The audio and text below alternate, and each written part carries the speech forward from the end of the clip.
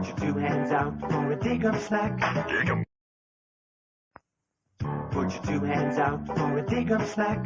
dig 'em, Want your bowl to feel like that? Kellogg's Sugar Snacks. dig 'em, Toasted wheat for a snacking good breakfast. Kellogg's Sugar Snacks. dig 'em. Hi, Dad. Morning. Hey, what's that frog doing? Deep sea diving. How deep is it? Knee deep. Kellogg's Sugar Snacks. Dig 'em. Make a part of your good breakfast. Kellogg's Sugar Snacks. That's a dig 'em snack. StreamYard Flash Studio. Awesome sauce. Oh wow! I did it without coughing or I was able to do it for once. Hello everyone, this is Awesome Sauce Radio. I'm your host, Blind Animal Wonders. This is Awesome Sauce Radio. I thank you all for tuning in. But before we get started, I'd like to thank my man in the chair, JV Wheels, one of the best men in the chair in the entire industry. Testify. Also want to give a quick shout out to Al Mega over at Comic Crusaders, www.comiccrusaders.com. JV, please bring up the Garden State Comic Fest website. I also give a shout out to the sponsor of this episode, the Garden State Comic Fest. You can hit the Garden State Comic Fest this June 22nd and 23rd. They have an amazing guest list over in Morristown, New Jersey.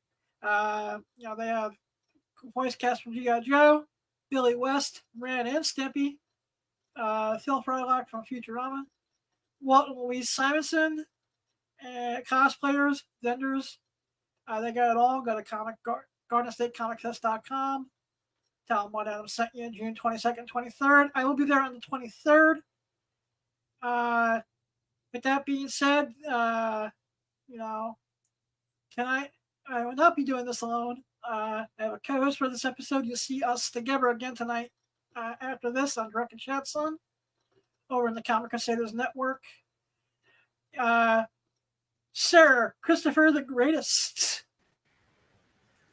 Yo, what's up, everybody? How you doing? Good. Thank you for co-hosting this to me and making sure I don't get too tongue twisted and making this look like really professional and whatnot. And no problem, my boy. With that being said, we're going to bring in a special guest. He's a legendary artist, writer, has legendary runs with Kevin Smith on Green Arrow. He drew the Clark's Law Scene, co-created Fire Breather, worked on Ant-Man, Invincible Universe, has lots of amazing credits. Let's bring in the legendary artist, creator, Phil Hester. How are you, Phil? Hey guys, how are you guys doing? Hey, how you doing, Phil? Good. Like I was telling Christopher before we started, he was catching up on all the things I've done, and what I usually tell people is that I'm probably in your comic book collection, whether you want me to be or not. Yeah, when I was doing some research for interview questions, I saw some of your stuff that I forgot you even did. Yeah, well, I've been doing it for 35 years, so. How did you get into comic books? Like everybody else, I started as a comic book reader, and I could always draw a little bit, even when I was like super young. I got positive reinforcement from my teachers and my parents, so I was always drawing. And I'm the eldest child, and I'm quite a bit older than all my brothers and sisters, so I had a lot of time in my youth alone. So I was always like making up stories and drawing them. And then when my uncles were like casual comic book fans, and they're not too much older than I am. So like when I was hanging out with them, I would read their comics, and it seemed like a really natural way to sort of combine all the things I was into, making up stories, drawing, all that. And I just went on from there. And then like in junior high school, I had like 2 or 3 friends who were also like really into comics. And this was about the time that Stranger Things is set. So all that stuff is like my life. that little group of nerdy kids. Yeah, that's me. And we were playing D&D, but we were also making up our own comics. And we were like, going up to the copier in the office. It was a little small town, so we could get away with all this. And we'd go to the school office, and the secretary would like run off copies of our comics for us that we could give away to friends. So we had our own like little like comic book company, like in junior high and high school. And that was like good training for me, that like when I got into college, I kept doing the same thing. And then the black and white explosion happened when the Turtles dropped. And all of a sudden there were like 40 comic book companies, and they needed people who could draw. So when I was still in college getting my art degree, I was already a professional quote unquote professional comic book artist. Yeah. I read in an interview somewhere that you had a really interesting story involving Iron Man 118. Yeah, when I was really young, like I had to buy all my comics like from like everybody my age. We bought all our comics from Spinner racks. Yeah, Spinner-X, grocery stores, pharmacies, stuff like that. And I had the issue before. I had issue once, or maybe it's this one. Yeah, no, it's this one, 118. And it ends with like Iron Man getting thrown off the helicarrier without his armor on, just like you see on the cover. He's trying to get his armor on while he's free falling. And I didn't know if I would ever like get the next issue, because for one thing, I was a kid, and I didn't always have my own money, and I didn't know if I could get to a comic book shop to get the next issue. So I sat down and like drew my own ending. That was like sort of my first effort at making like a legit comic. And after I was done with that, and that's long gone, I have no idea where that is, but I did get the next issue, and I was excited to see that like it was like pretty close to what I was drawing, I mean, not quality wise, but the decisions were the same. And that's what made me put together that like maybe all these names at the beginning of the comic are real people, like the writer, the artist, and maybe I could be one of those people when I grew up. And here you are now. Yeah. So, I think it's kind of crazy how everybody gets their start into comics, but I think that, once everybody does, I think that the community that it makes is just really awesome, and to get to hear people's stories and different things like that, it's really awesome, worth it, right? Oh yeah, I think it's like one of the best things about it. Like I love the art form, of course, and I love telling stories with it, but also the community is like, it's so small. Like there are more players in the NBA than like comic book writers. It's a small community. So like you get to know all these people, and it's like there are a few odd people that are like competitive and cutthroat, but for the most part, everyone's really supportive, and everyone's coming from the same place of love that they had when they were reading comics as a kid. And they like, I grew up in a super small town, and I still live in a super small town. But when I was a kid, it was easy to feel really lonely in that town. Like, especially if you didn't like the things everybody else liked, like football and beer or whatever. I was like into comics. And so like finding a comic was like getting a signal from outer space, that there were other people that were into these sort of things around the world. And it's the same way with music too. Sometimes you'll hear like a song that's really offbeat from what everybody else is into, and it's like a lifeline that's getting thrown to you. And it's almost like a trust that when you grow up and you get to do this, you got to throw those lifelines back out to people. And I think that's why the community feels so vibrant, at least to me. Yeah, definitely. Let's see. What was it like working with Mark Miller on Swamp Thing? It was cool. We were both really, I want to say starstruck, but we were both like shot out of a cannon, because we were both in our early to mid 20s, and this was our first big assignment really at any big two company. And I had grown up loving Swamp Thing. Those uncles I talked about earlier in the interview. Mm-hmm. One of the first comics I found in their stash was like these old Bernie Wrightson, Len Wein Swamp Thing comics. and I just fell in love with those books. Like I memorized those comics, and it was sort of like if you grew up like loving a baseball team, and then you got drafted by that baseball team. That was the feeling of getting to do Swamp Thing, because that was like one of my touchstone books when I was a kid. So I'm not 100% sure if I was ready for that assignment. I don't know how good it is, but all I know is that like Mark was excited to do it, and he was bringing new ideas to it, and I was just trying to keep up. 024-06- Sorry about that. That's amazing, because I did not realize that you were the artist, or remember that you were the artist on this particular run, until I started doing research for our interview. Yeah, it was a long time ago.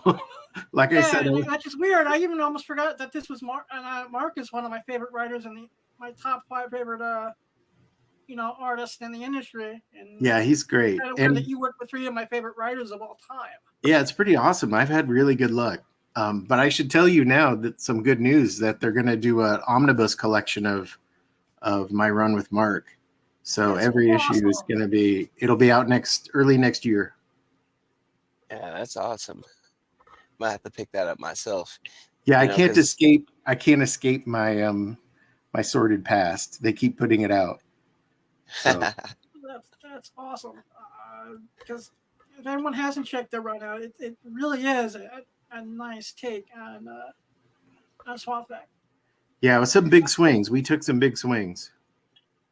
Yeah, I think you have a better first introduction to the character than I did. I got introduced to Swamp Thing for that Heather Locklear movie. Oh yeah. Yeah, I remember everyone complains about current comic book movies. I look up the 2 first Swamp Thing movies and tell me you're still going to cry about Birds of Prey and the Marvels. Yeah, I remember that came out when I was in high school. I couldn't drive yet, but my friends who were like a year older could. So we like made a pilgrimage to go see that first Swamp Thing movie. And I think we were just back then we were like, we're spoiled now. Like every character, like Werewolf by Night had a movie. Every character has a movie. Ant-Man had a movie, 3 movies. So like back then, just Swamp Thing, just having a movie was a big deal, whether it was good or not. It was a big deal just to have a movie. So we were like, even though it's got some clunky parts, we really appreciated it. Oh yeah. I think one of my older cousins wanted to watch it because he had a crush on Heather Locklear. Well, Adrienne Barbeau's in the first one, and that's what I remember. Oh, that's right. She is. Yeah, she plays the Matt Cable character, I think. I'm gonna have to torture myself and go rewatch it. It's been a few years, and if I can go through the Matt Salinger Captain America movie, I can get ready. Yeah, it's the Swamp Thing movie's better. See, Chris, you don't know how spoiled you are growing up in the era that you've grown up in compared to the late 70s, early 80s with comic book stuff on the screen. Yeah, that's something that I wanted to touch on. Like, you've watched comics, from back then all the way up until now, right? How does it feel when you see all these different characters getting films, the Venom 3 trailer just came out this week. So, it's a lot of excitement with it right now. It's pretty amazing. Like just in general to watch comics culture kind of spread like that. It's been pretty cool. And because I came up in a time when like it still got you beat up to read, to read comics. And like it was still definitely like a nerd thing. It was a niche thing. And so like to see it become basically like the default culture, American culture is pretty like mind boggling. But it's neat. It's cool. Like I said, I never thought my aunt would know who Thanos was, but she does. Right. I always say it like this. Back when I was in high school, you would be the black sheep with everything if you were wearing a Batman T-shirt. Yeah. But today, I go to the bank with my my Batman hoodie with the ears and the whole thing. It's like, oh, that's cool. Where'd you get that? Yeah, or you go to the bank and they'll sell you Batman checks. Most Darko has to get. I've never seen that. Yeah. I mean, it's incorporated into just about everything that we do right now, whether it's the toys and collectibles and things like that, all the way to comics still. And even the focus in films right now has really been superheroes and comics, comic remake movies. So we've been doing that for like maybe the last 10, almost 15 years now. So I think just going forward, I think that it's going to get embedded even more to it's almost a standard, where most people just watch that no matter what, it's kind of almost the default thing to watch. So Yeah. all the shows and things like that that's coming out right now, I just think that being a comic creator and being able to see where it's come now, it has to be a good feeling and an odd feeling. Like, just like you said, we would get bullied for reading comics back in the day, Mhm. right?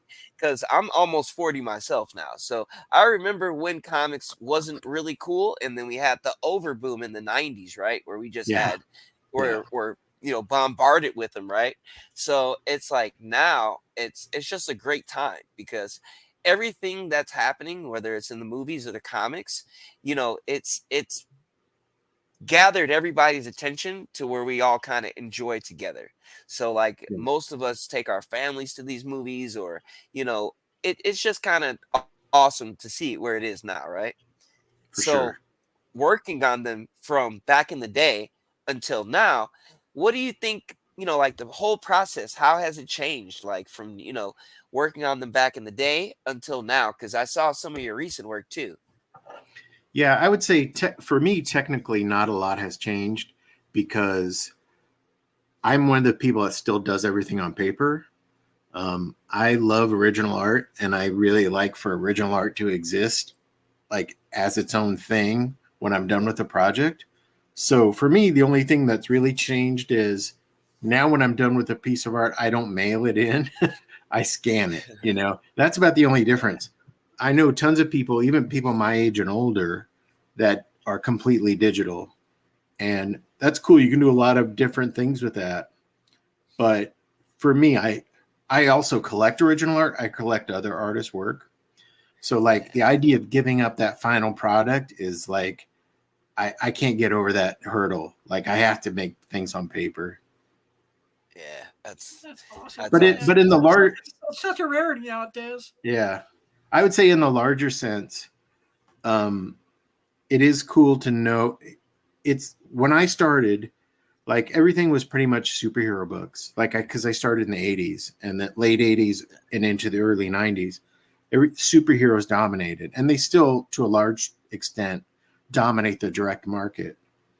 But now when you look at a company like Image and look what their output is, and there's just a handful of superhero books, and the rest is all these like creators bringing their own visions to comics, and there's a room for all these different viewpoints, which is to me really cool. That I can I can go read a science fiction comic, I can go read like a jazz based comic, I can go read like a romance comic. All that stuff is out there now, and it wasn't necessarily there when I was starting.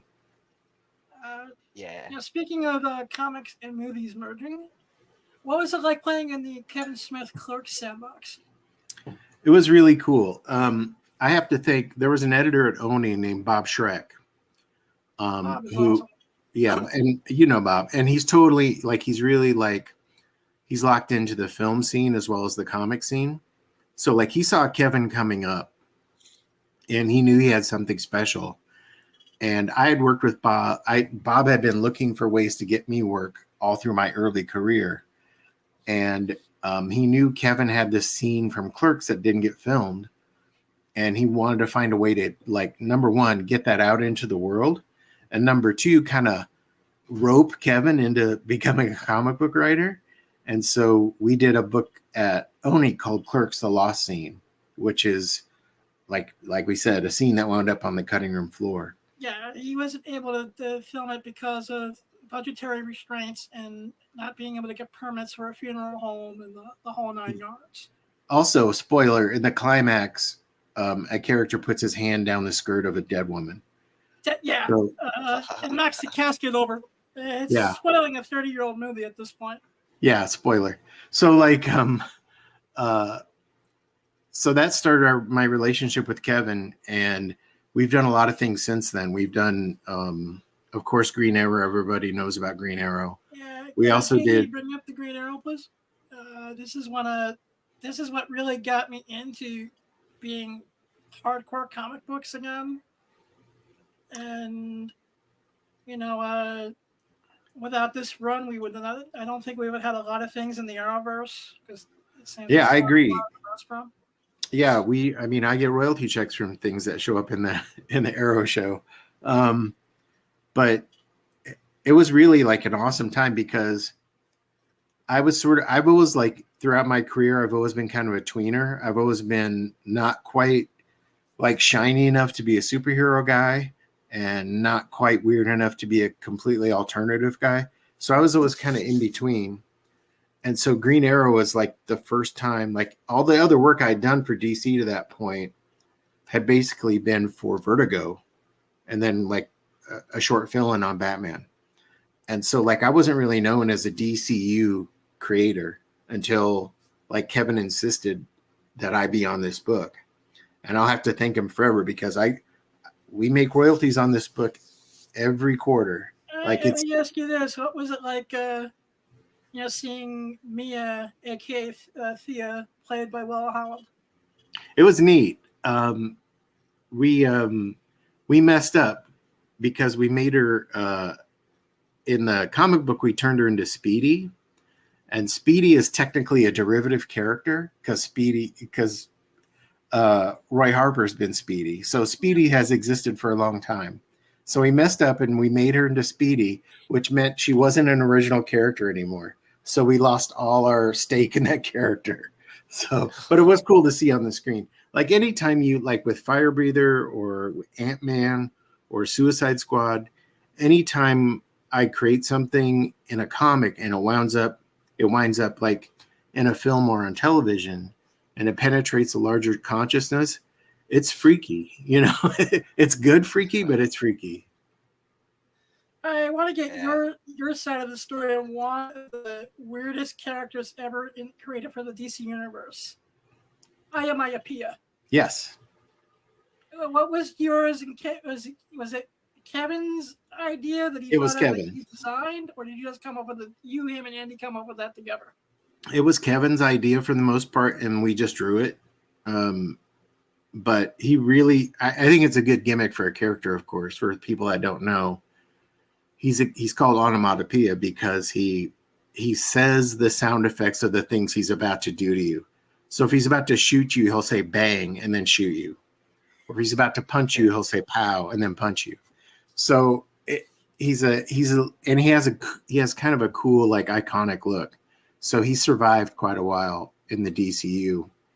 It's funny because Kevin and I have a creator equity stake in that character, and part of it says that they have to run it by Kevin anytime that character appears in the DCU. That's interesting. Yeah. I guess we were talking about that the last time he was at the Stash, because the Stash is one of my local shops. So yeah, he came up in conversation. But it's fun. It's fun he's a fun character to do, and in fact, he was just in Green Arrow number 8 of the new series, and it was an issue that actually came back to draw. So I drew that one. With my anchor Eric Gapster, and it was like fun to come back to onomatopoeia. And that's the reason it felt so organic in that issue. So I'm really digging the new current run. I do too. I really Josh Williamson gets it, and Sean Isaacs is a perfect artist for it. I like the new designs he's brought to it. It's been fun to help out with that book. That's awesome, dude. Chris, you have anything to add or chime in with? I wanted to know about the character of El Diablo. Did you create El Diablo? No, I guess so. Like I co-created it. Yeah, because I was gonna say you co-created El Diablo. Yeah, I co-created it, and he wound up in that first Suicide Squad movie, which was really good for me, like financially, especially since the actual series that we put him in has like it has the distinction of being the lowest selling last issue of any DCU comic in history. But from the Diablo miniseries. yes, number 6 is the lowest selling non-Vertigo DC book. So, but he appealed to the people that were making Suicide Squad, and he also, like, in the DCU, he wound up in Suicide Squad. So he appealed to the people making that movie, and he wound up in that movie, and it was like really, really lucrative for me. Like, it was cool. Yeah, that I actually enjoyed it. That was, see, I've always been more of like a Marvel reader, in a way. Mhm. When I do give DC a chance, it's usually like on, Batman and stuff like that, things that I either were recommended in a way or I saw myself that I was like, hey, I'll give this a read, right? So most of the things that I've read have all really been Marvel. So Yeah, even like back in the day, I'm not finished reading all the Ultimate stuff. That's kind of like what I'm right. about to get into now. And I know some of that stuff you worked on too. I saw where you did what was it? It's Ultimate like Team Up. yeah, Ultimate Team Ups. Now it's like what everything did you do dealing with Ultimate Team Up? Did you do the writing, the art, everything, or I what? drew 2 issues. I drew issues 2 and 3 of Ultimate Marvel Team Up, and this is back when Ultimate Spider-Man was still like brand new. And Yeah, Ultimate Team Up was just like Brian Bendis. Brian Bendis and I came up sort of at the same time, and the same like small publishers. And then he broke into Marvel as a writer. And he was really cool about bringing his friends along to like do stuff. Yeah, but this So is loyal like that. Thank God. yeah, so he brought me on to do the 2-part Hulk one. So technically, I'm the first person to ever draw Ultimate Hulk. yeah, They changed his look for the Ultimates immediately because when I was doing it, I was like, well, what do you mean Ultimate Hulk? What should it be? It's like it should be like your ultimate idea of what the Hulk looks like. And I was like, so the Hulk, like the way he looks is cool. That's how I'm gonna draw yeah, it. And so he was green. He wasn't gray, and but it was fun to do those 2 issues, and I'll never forget him because like I've never, like I said before, I've never been like a mainstream superhero artist to that yeah. point in my career. And like I would look at Wizard and see that like I had 2 books in the top 5, like Green Arrow and Ultimate Team Up were like bang bang right there, and it was Yeah. like it was a really exciting time. Actually, those are 2 of the books that helped pay some bills in college for me. So For thank you. sure, for sure. You know, I convinced my dorm that they wanted me to manage a cafeteria. And I was like, can I just bring a box of comics and end up becoming the campus comic book shop and hangout place. That's cool. Until I graduated. Yeah, I wish that we'd had that in my college. You know, so So, hey, another thing I wanted to touch on is like, okay, so now we've kind of discussed a little bit at DC and a little bit at Marvel, right? Like, which one did you, really have that experience that meant the most to you working in both places, It's really funny because like this is almost the opposite of what I was talking about with Swamp Thing, where like I was drafted by my favorite team, Yeah, because I grew up like almost 100% a Marvel kid. Because yeah, in the 70s, outside of a few books, outside of things like Swamp Thing or Warlord or whatever, DC seemed really like your father's comic book company. They were like kind of hidebound and kind of old fashioned. And yeah, so Marvel really spoke to me as a kid, especially Spider-Man. Spider-Man, like every kid identifies with Spider-Man. And so I grew up a Marvel kid 100%. Like Fantastic Four, X-Men, Spider-Man were my thing. And it sort of took Teen Titans coming along, like Marv Wolfman, George Perez, Teen Titans, felt like a Marvel book. It had the vibe yeah, of an X-Men book.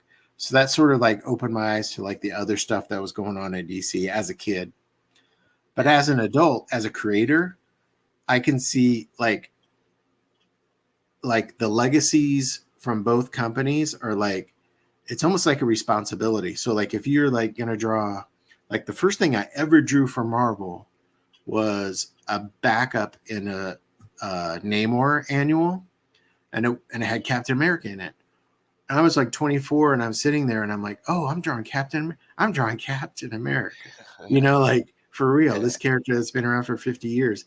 You know, now much longer.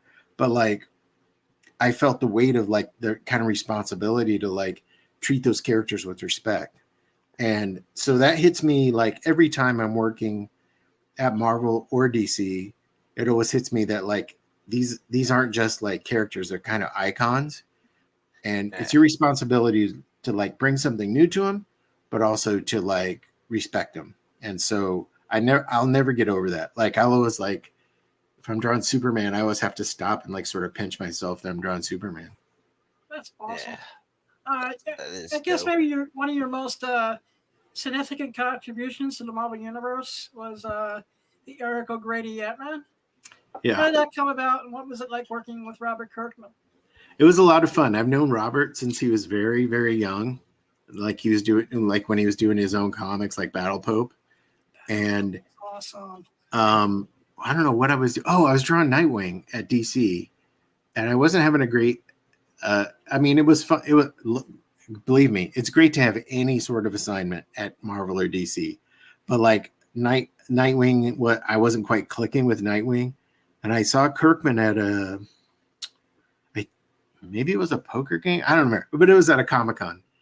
And he was like, "What are you doing drawing Nightwing? Let's go do a new book at Marvel." And because this is when he was just breaking big at Marvel. And I was like, "Yeah, that sounds like fun." And we did it, and it was such an odd book because he really is an unlikable. Eric O'Grady is a really unlikable character. And we tried this thing where we drew the book on like a 16 panel grid because Was Robert's idea of a seven? it was because Robert had his spider sense was tingling that this book was too weird to live. And he was like, we need to get as much story into this book as possible. So we're going to do it on a 16 panel. It didn't mean every page was 16 panels, but every page was set up so it could be 16 panels if it had to be. And so we crammed a lot of story into 12 issues. And he was right. We got killed because we were too weird. And I think the book was ahead of its time. Like, I think if that book had come out even 8 years later, it would have been like Squirrel Girl. You know, it would have been like kind of a quirky thing that caught on with people. But when it did, it's actually a hidden gem. I actually think Eric O'Grady is unappreciated and underrated. I think so too. And I always pictured him as just being the lovable scumbag. Yeah, like I always explain to people, he's like, you know that scene early on in Spider-Man when he's trapped under all those like sewer pipes and machinery, and he pushes himself up and he survives because of, you know, through sheer force of will. If Eric O'Grady were in that situation, he'd be like, screw it, you know, like he wouldn't push the pipes. Eric O'Grady, Peter Parker is who we think we are, and Eric O'Grady is who we are. That's actually a pretty good analogy. I was wondering if you had to recommend, reading either Coffin or Deep Sleep, what would be the first one you would recommend? Well, those are both graphic novels I'm really, really proud of, and it's clear to me that, like, to the general public, the Coffin is the popular thing. It sold better. James Cameron optioned it for a film. But if you ask Mike Huddleston and I, we both like Deep Sleeper better. Like, it's just a more personal thing, and it's a little more it's a little bit more about family life, and it has a little bit, no pun intended, has a little bit deeper like meaning to it. So yeah, we both love Deep Sleeper, but we also love the Coffin, but Deep Sleeper is number one to us. I guess Coffin I haven't read. I'm going to reread because I haven't read it in a while. And Deep Sleeper, I'm definitely going to give it a try because it's something I discovered while researching for the interview. Yeah, it's a book about astral travel, if you're into that, and lucid dreaming, that sort of thing, and and how that sort of takes over a guy's life and kind of wrecks his relationship with his family. And then he finds out there's like this wider world of other people that can astral travel too. And there's a war going on in that world, and he kind of gets sucked into it. That sounds amazing, because Yeah, that it's a lot type of of thing fun. is right up my alley. Yeah. Yeah, it's really fun. Uh, I'm also wondering, like, when they, let's say, all right, back into the movies, when you do have like a character that gets put on screen, right? Like, let's say Fire Breather, for example, because I know that's something that actually got made. Okay. yeah, Go like, ahead, Chris, but continue. how is the feeling behind? All right, back in the day, like I remember going to see a comic movie was like just not a thing. I think not Right. until maybe Blade, right? Blade was Mhm. probably the movie that kind of set the standard in a way for all comic book films going forward. So I feel like from then to where we are now, like, do they bring in some of the creators to actually input on some of this stuff? Because some of it is just like, okay, give you example. We had Thor: Love and Thunder with Jason Aaron, right? It was nothing like the source Right. material, right? Right. So when things like that take place and it's like not exactly kind of how you saw it, but hey, they did it, it's cool and all that. But how do you really feel about that? Like, It's I think they should really bring creators on to the movies to help with. So that's where I well, stand on it. like like I said before, James Cameron bought the coffin. I sold another book I did called 13 Steps to Sony. And then Fire Breather, like Adam mentioned, is something we sold to Cartoon Network. And I've been through this enough and I understand enough as a creator to know that comics and film are separate things. Like they're their own like mediums and they have their own requirements. So you can't do carbon copies of the comic as a film. It just doesn't work. Some things Yeah. are as Yeah. awesome as they look on the page. They're not going to translate on screen very well. Correct. And they have to set things up differently in comics and film. I can't tell you what it was because it's a secret thing, but like I just adapted a film to comics for a publisher. I mean, for the producers of the film because they needed to see it first. They couldn't believe that the film could be done as a comic. So the publisher brought it to me and they're like, "Can you show them that how this could be done?" And I did it, but I had to change some stuff from the film. And it works the other way too. So like when you have a comic and it's something you really love and care about, you have to sort of give it to them go their own way with it if they're making the film. And it's going to lead to some exciting things and it's going to lead to some disappointing things. And it's really a crapshoot. You never know what's going to happen. In the case of, go ahead, Adam. And I think technology is now at a place where you're not going to get Lou Ferrigno running around and Yes.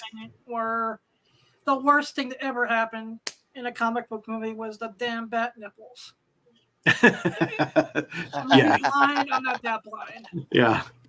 But like yeah, you never know like what the results are going to be, but it's still really cool. Like when the Fire Breather movie did come out, it came out on Cartoon Network and it like won the night on cable. It beat everything on cable. It even beat the NBA, which was like mind-boggling to us. Like millions of people saw it. And it was this little comic book we made that never sold over 15,000 copies, but suddenly millions of people are seeing it, which was like a magical moment no matter what. Yeah. That's awesome. I can understand that feeling. It seems like a great thing, I thought about doing something myself one day, but I haven't really, got to that point yet. I'm still kind of familiarizing myself with, like I said earlier, all the body's work and everything. So I may already be reading some of your stuff and checking it out. And I don't even know because sometimes, Probably. I lose track of it because I keep a lot of things in my mind like an encyclopedia because like everything new that's coming out right now, I'm kind of reading from Marvel right now. Yeah. So it's like I keep things stored. So once I do find out somebody and, something new, then I kind of deep dive into it till I can't anymore. So if you could recommend just one book that you feel like is a high price, high selling book, like in a way, one of your grails, which one would it be? Because I would You like to mean chase that it now. That I've done or that other people Yeah, have done? Let's go that with what you've done. I would say Adam mentioned it. I did a book with Mike Hostin called The Coffin, which is sort of probably the widest success I've had as a writer outside of writing like The Darkness or Wonder Woman or things like that. The creator-owned thing that I've probably had the biggest impact was either The Coffin or Fire Breather. Fire Breather is definitely a superhero thing. I think if you're into Marvel, you'll dig Fire Breather more. But if you're into horror or indie stuff, then The Coffin is your thing. And then as an artist, I would say the thing I'm most pleased with is a thing I just finished, which is called Gotham City Year One, a thing I did with Tom King about how Yep. Gotham City got so messed up. And I've been buying it, so yeah, I know. Yeah. so that's like, I think that's the thing I'm proudest of as an artist. What was it like working with Tom? It was great. I learned a ton. Like I said, I've been on a roll, like working with really superb writers. You've had good luck working with collaborators all over your Yeah. career. From Mark Miller to Kevin Smith to, just, Yeah, you can just run down the list. What's it like collaborating with Andy and Andy Parks? Oh, Andy's. I've worked with Andy since we were both in our early 20s. We met at a convention and we were both sort of at the same stage in our career, sort of at the beginning. And I could tell he had the same aesthetic I did. And so like he became my inker, like sort of on the spot. Like we became a team right then and there. Cause like we're both very old school. So we're into those classic penciler inker teams, like John Buscema and Tom Palmer and Kirby and Sennett and stuff like that. So to be known as a team like Hester and Parks is like a real like badge of honor for us. But since then, I don't know, he inked me for a good like 25 years. And he always wanted to be a writer. And so like he really branched out and started writing his own graphic novels. And one of the ones he wrote became a basis for all those Chris Hemsworth Extraction movies that are on Netflix. Those like super high adrenaline action movies. So I have him to blame for him. Okay. Yeah. So like, so that kind of opened a window for Andy to explore screenwriting more. So that's what he's off doing. So he doesn't ink. He's too good to ink me anymore. He's like a big time writer. Yeah, he got maybe you asked, he'd come back in a heartbeat. Yeah, we do some things here and there. Yeah, like we've been doing Green Arrow covers lately, but yeah, most of the time he is writing. That's awesome. I'll have to check out some of that stuff on Netflix. There's just not enough time in the day for everything. Yeah, they're not boring movies. Like I said, it's more just not enough time in the day. Yeah, they're very, very, very action, high body count movies. Yeah, Extraction was good. I actually enjoyed that. That was pretty good. Yeah. Excuse me, to tie in my next question was something Chris mentioned. Chris, you said you were thinking about, maybe creating your own thing. What advice would you give to someone thinking about creating a comic book or wanting to be a comic book curator? Don't wait. Don't wait until you think you're good enough to do it, because it's almost like waiting until you have enough money to have a baby. That's never going to happen.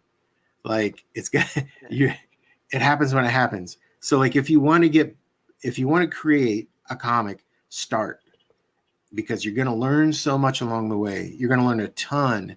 I was talk to young creators and I tell them the biggest period of growth in your career is between page 1 and page 100. Like that first 100 pages of either writing or drawing, you're going to learn at a steeper rate than anything else you ever do. So just jump in. Like, don't wait around till you think, I need my skills to improve a little bit more before I try this.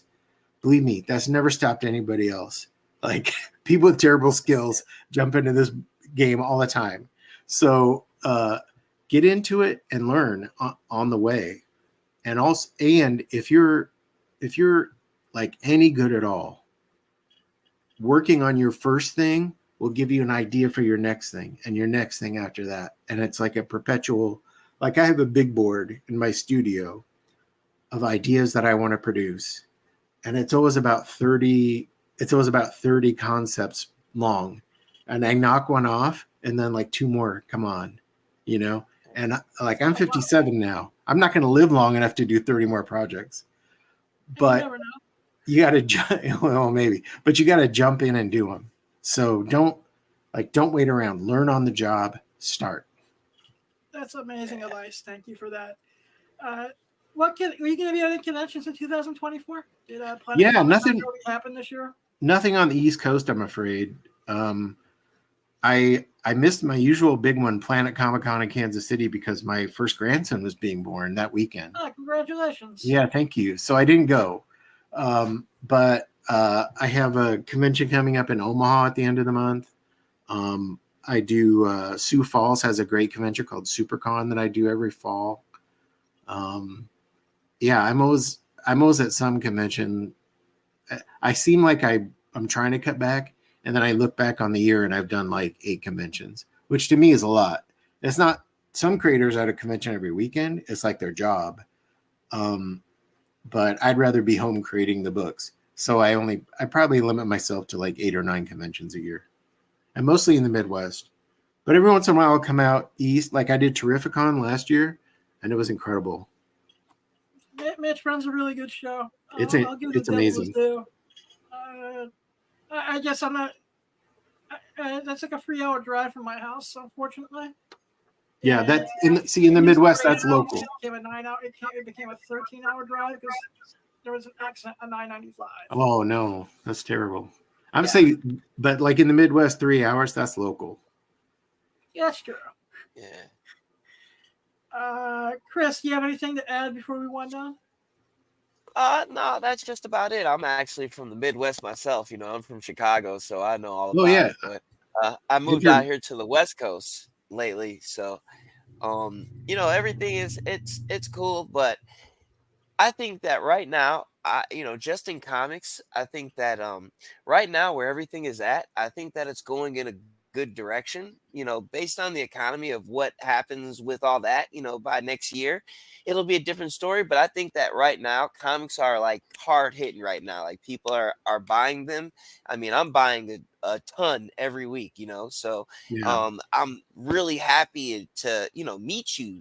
For all, so I can learn your work because I'm kind of like I said in that learning phase where I'm learning everybody's bodies of works and Yeah. trying to go through everything and enjoy it at the same time.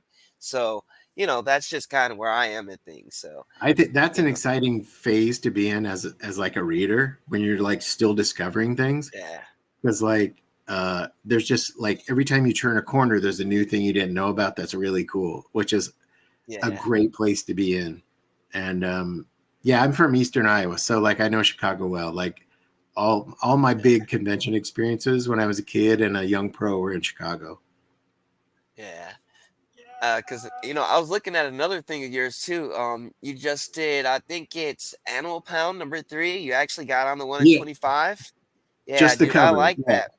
yeah, When just the I cover. saw that, because I was looking at some of your cover work, right? So I was like, I'm already ordering things before I even met you. I was starting to order That's things cool. like that was one of them. So, I'm happy that I met you because now as I'm going down your rabbit hole, I get to know all that little tedious stuff, especially more or less towards DC too, because I'm Mhm. not such a big dude in DC because one, I do know like people that bounce back and forth between Marvel and DC, right? But in currently like last 5 or 6 years, names in DC haven't been as familiar with me because I didn't know what to read. I don't really know where Right. to start sometimes. Start So with Green Arrow Quiver and take it from there. But I'm biased. yeah, Excuse me, Andy. I want to thank you for one of my favorite time periods in Green Arrow. It Was was my with your pleasure. which was well, I read everything up from Kevin Smith up to when Judd actually finished. Wow. So you were on for quite a while. Like, Green because I Arrow is left in. I get made fun of this, but I like Green Arrow more than I like Batman. Hey, it's you would never believe how many people come up to me and tell me that Quiver was the book that got them back into reading comics, and to me that will never get old. So and I want to, like I said, I know this was Judd's idea, but was there any backlash to having Mia be the first comic book character who's positive with HIV?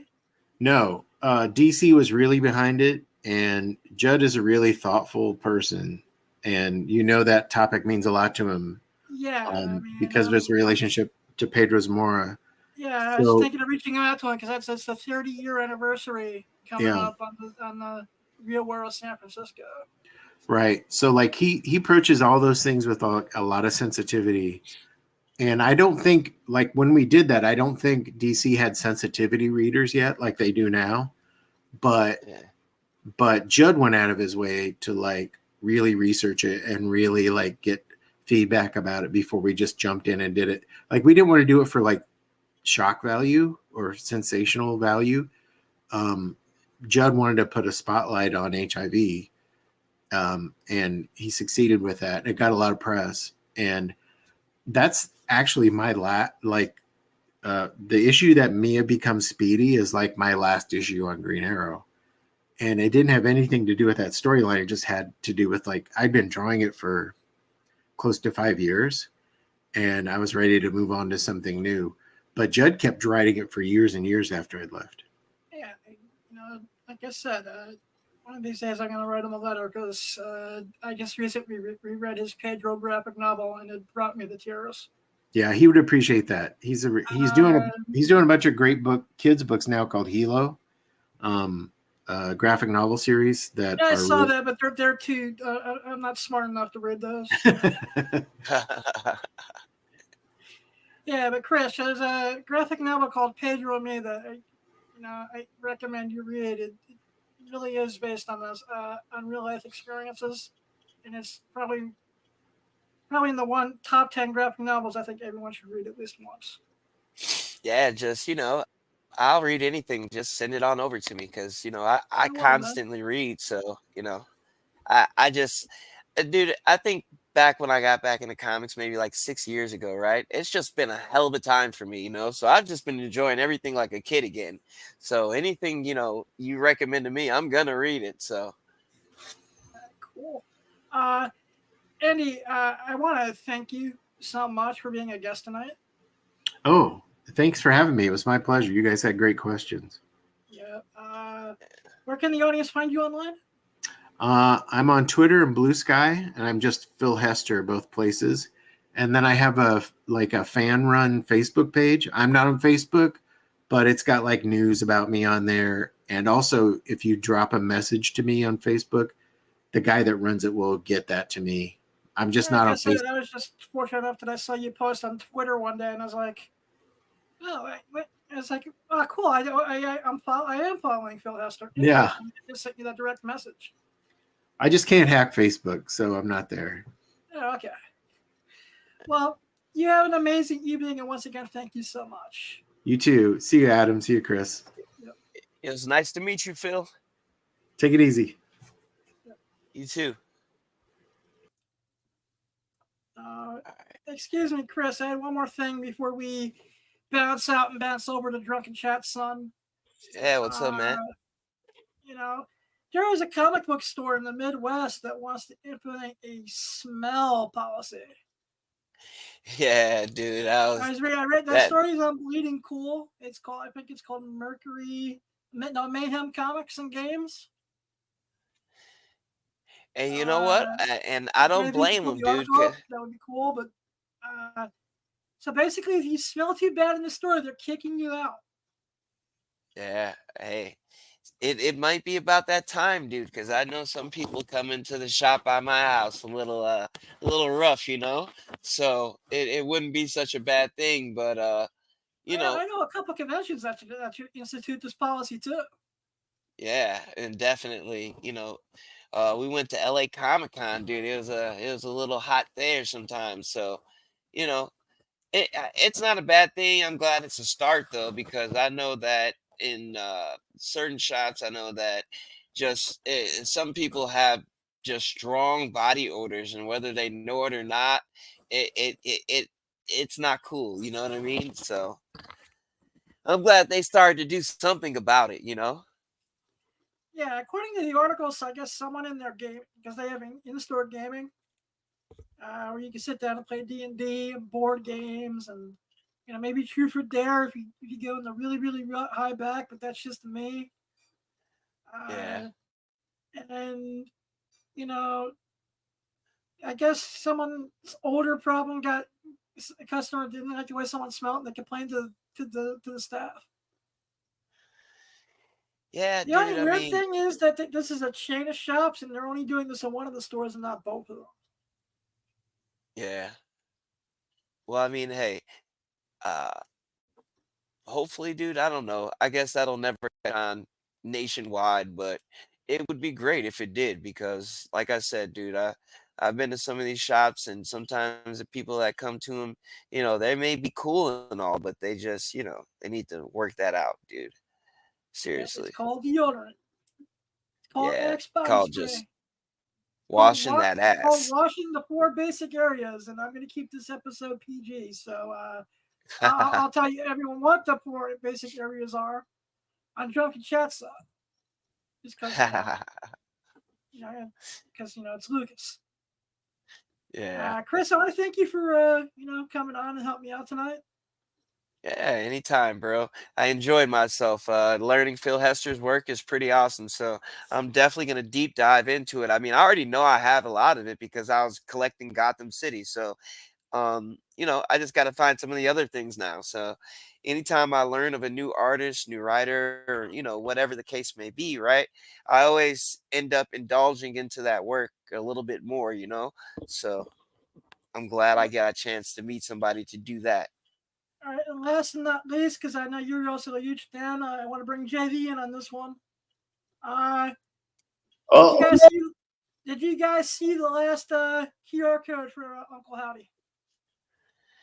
Oh, dude, I'm yeah, waiting for it now. Shit, yeah. you know. I'm excited. Oh, I'm dude, you're a wrestling fan? Yes, he super. is. Dude, hey, just so you know, I'm a hardcore Fiend fan, dude. I fuck with Bray Yo, Wyatt so hard, bro. I got all his mask in here right now, dude. I bought the one from WWE, both other ones from WWE. The little cheapy one. Then I spent the 250 to get the real one. yeah, I Then I don't got know. Shit, I two of don't know my if you. boys that bought the other ones. God dang it! I don't know if you could see it, but I have the Aaron Rowan goat thing behind me. Yeah. So like, I'm a big Wyatt family person, and I just June 17th, man. I mean, Yeah. Finally. if that's what they're doing, I just fucking hope that they do the story correctly and they let this thing go exactly I would how love to Bray see, would guys. want it to go. Because I don't want creative to be like, nah, we gotta, yeah. Well, So I think that they gave Bo, I think they are giving him full creative right now on that shit. I would hope so. Yeah. I I would hope they could include freaking the hope. dad. One of my favorite wrestlers growing up, and I'm a little older than both you guys.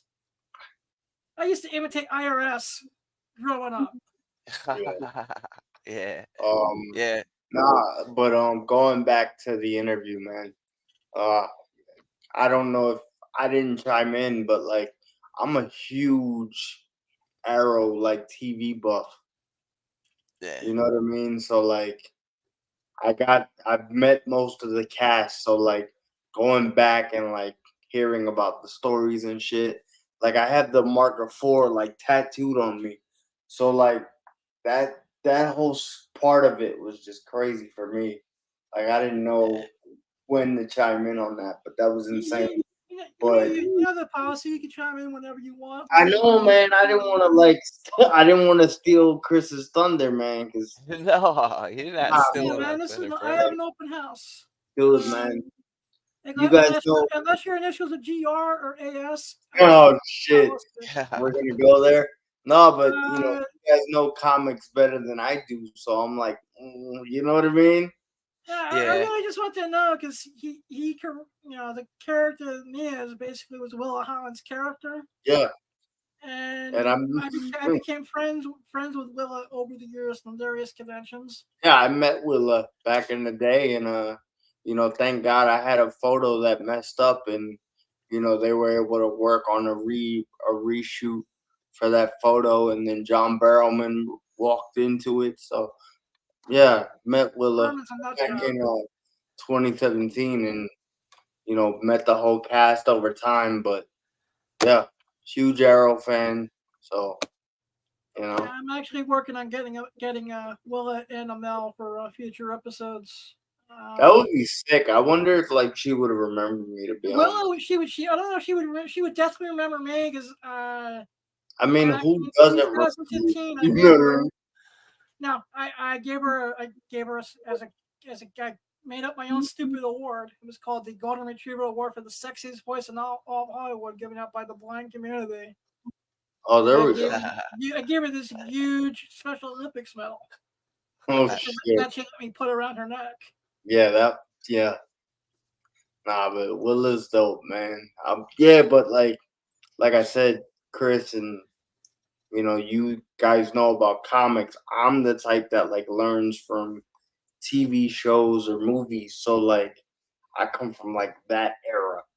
So to Yeah. hear you guys talk about comics in that way, I'm like, ugh, I gotta take a step back because like I don't go, I'm not from that realm, but it's just kind of cool to like you said, meeting him now and you wanting to go down that rabbit hole, and I Yeah. might do the same because I don't know how much source material was used for the actual show, and like it might be some source material that he might look at it and you know he might look Yeah. at it, he might look at the show and go, damn it, like why didn't they use this?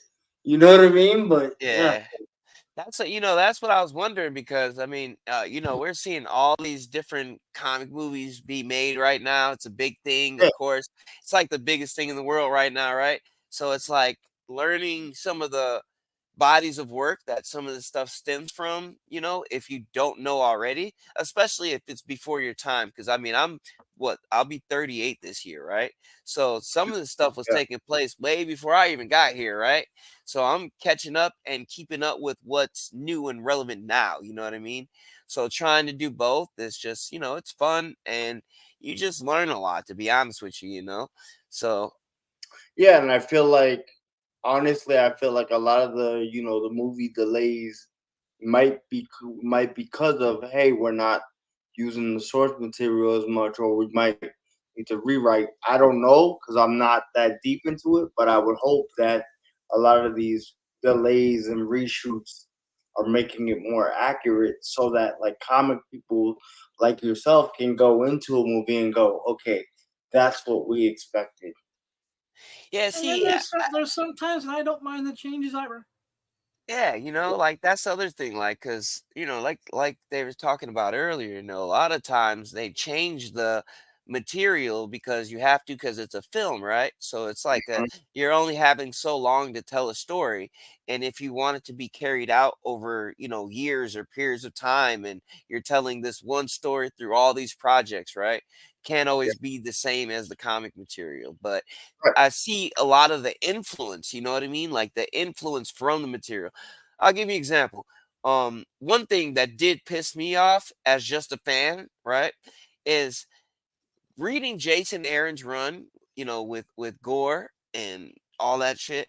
It was just like, then going to see the movie, it was just like, okay, this is not anywhere near what Yeah, we got in the source material. yeah. I think you And met it with Love and Thunder. yeah, it was, dude. You read the I source think material they and tried to you like that. they tried to make it too much of a comedy and it failed. Yeah. Yeah, and I think that's where like we go wrong because um I think everybody kind of wants to make it a comedy, and a lot of the times like that shit doesn't work. You know, Yeah. um, just me as like a MCU movie fan, like I I'm not gonna say like I was super hyped for Morbius, but like the more and more it got delayed, I'm like, oh, this shit's gonna fail because you know because you would see things and then they took it out. But enough about Morbius. I know Tyrese is waiting on the call, but I don't think that call's ever gonna come. To be honest with you, but I'm just like Don't do the research. Use the source material, then do that. It'll go a lot better. Like, just me as a movie fan, do you understand like how excited I am for the Fantastic Four new movie that's about to come out? Oh yeah, I don't know I'm what. geeked for it. Oh hell yeah! They Like just dropped the freaking. Venom 3 trailer this week, and I'm over the moon about that. Yeah, You could ask Adam. I have a whole theory of what is Yeah, about to take I'm place, yeah, and man. really super. I've seen Venom 1 and 2, and people are saying it's ass, and I those are probably Out of all the non, out of out of the all the Sony non, movies that I've seen, they've hit me more than Madam Web did. So you know what I mean. I'm excited for Venom 3. I'm excited yeah, to see what they do with Deadpool and Wolverine. Even though comic, enthusiasts like yourself probably know where it's going. I'm the one that's gonna be like glued to the freaking screen. Like, all right, where are we going now? Because that's just how I am.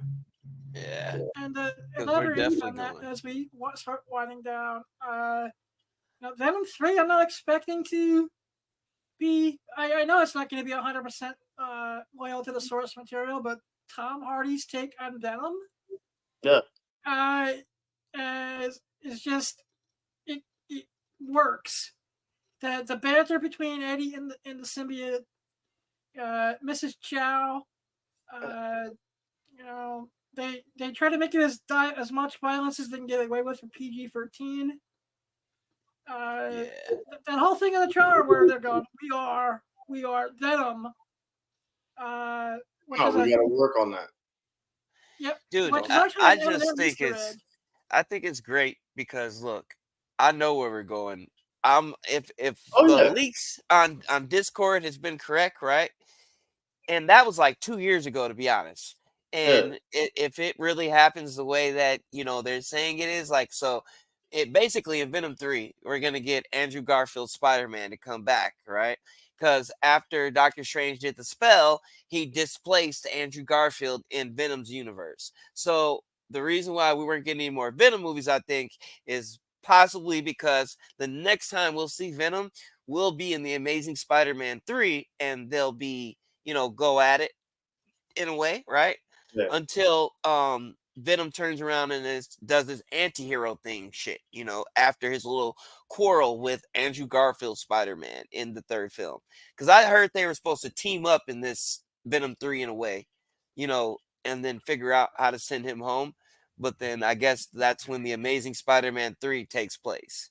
So I Yeah, have a there's whole little I've theory been hearing, pushing that. rumors I about mean, they, we'll see. I mean, I know